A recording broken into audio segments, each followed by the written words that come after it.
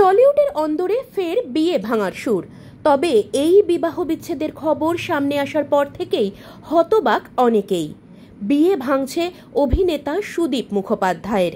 বিবাহ বিচ্ছেদের পথে হেঁটেছেন অভিনেতা সুদীপ মুখোপাধ্যায় এবং তার স্ত্রী পৃথা চক্রবর্তী। এই মুহূর্তে স্টার জলসার জনপ্রিয় ধারাবাহিক চিরসখায় স্বতন্ত্রের ভূমিকায় অভিনয় করে মন জয় করে নিয়েছেন সুদীপ মুখোপাধ্যায়। আজ 5ই এপ্রিল পৃথা চক্রবর্তী তার সোশ্যাল মিডিয়া হ্যান্ডেলে একটি পোস্ট করে লেখেন, আমি এবং সুদীপ বিবাহ বিচ্ছেদের পথে হেঁটেছি, তবে আমরা চিরদিন বন্ধু হয়ে থাকব। পৃথার এই পোস্টে হতবাক অনুরাগী থেকে কাছের বন্ধুরা অনেকেই কমেন্ট করে বলছেন এ খবর মিথ্যে হোক।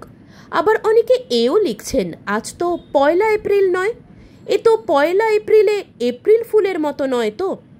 অনেকে বিশ্বাস করতে পারছেন না।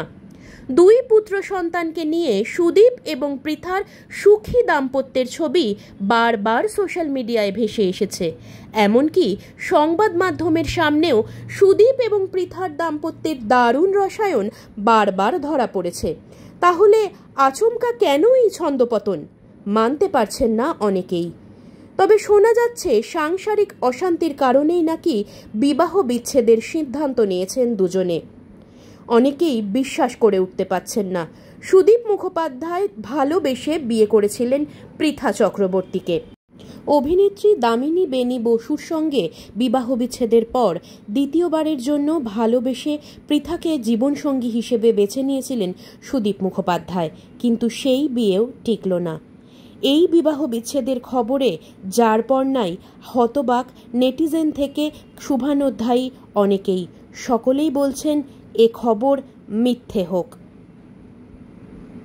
অত্যাচার হয় এবং সেটা সাংঘাতিক হয়। তুমি তো এমনি অত্যাচার তার একটা রেজিস্ট্যান্স করতে পারো, তুমি ভালোবাসার অত্যাচারের কোনো রেজিস্ট্যান্স করতে পারবে না। ইউ ক্যানট রেজিস্ট ইট। তোমাকে সেটা সহ্য করতে হবে।